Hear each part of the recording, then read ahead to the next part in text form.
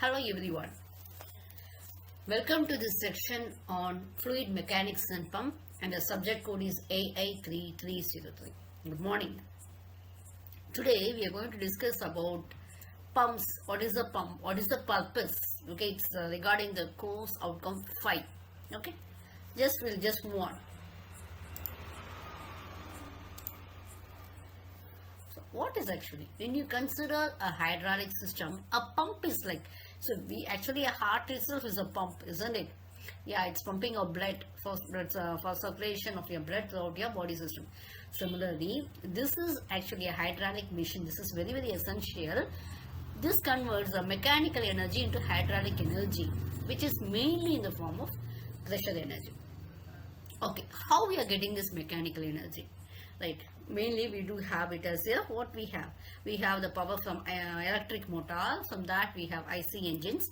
So due to the movement of this crankshaft and connecting rod, what happens? We get this due to that mechanical action.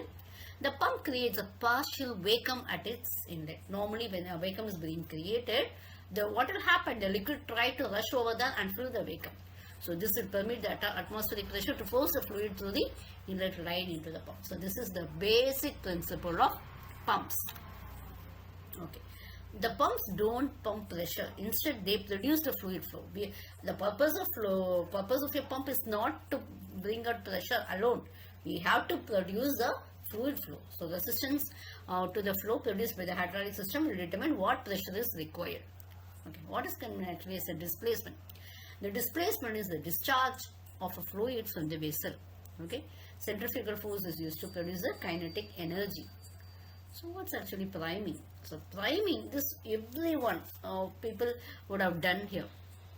Okay, so there will be water may not be lifting due to some air bubbles present. So what we do is we fill up the water in the casing and suction pipe with the fully with water for the removal of air before starting.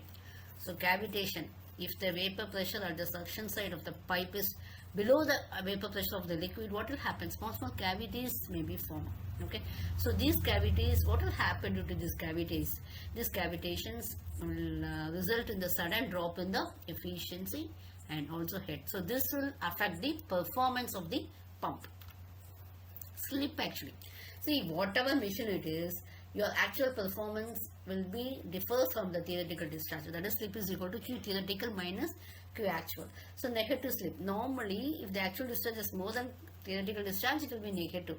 Okay, when it will occur? Very critical. Certain conditions only. When a delivery pipe is short, you may get a very high theoretical. Actual discharge may be very high. Suction pipe is if it is very long, and the pump is running at a very high speed.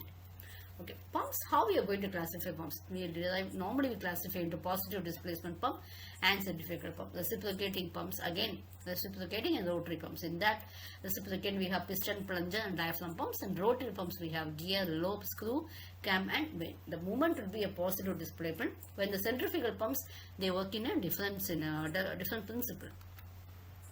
So based on two-stroke principle of IC engines, we have a reciprocating pump. Very basic advantage is the high pressure and high efficiency. They have a self-priming capability. But what happens here is only small quantities possible, and even flow is not possible when you go for a single acting reciprocating pump. Isn't it? That you know very well. And there will be vibrations, etc. So they are used for handling slurries in plant processing and pipeline applications. What are the main parts of reciprocating? You have a cylinder, a piston rod, a connecting rod and a crank. Suction pipe, a delivery pipe, a suction valve and delivery valve. So how you can classify? If it is water is having is present only in one side, we call it a single acting. If water is present on double side, we call it as a double acting reciprocating. And based on the number of cylinders, you may have different models of reciprocating pump. Okay, positive displacement pump. Yeah, I'm going to have it as a piston pump.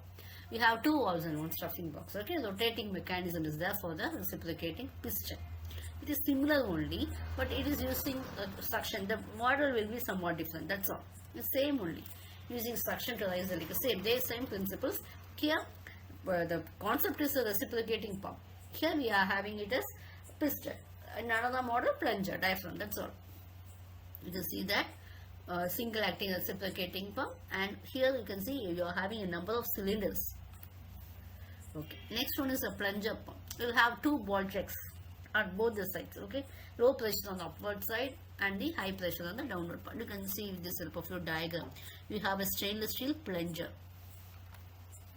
Okay. And next one is your diaphragm pump. The rod you are having is moved to push and pull the diaphragm. Can be used to make artificial rods. This is actually entirely different from what we are doing. Entirely in the sense the basic purpose. Thanks for listening the video. We shall meet in the next video.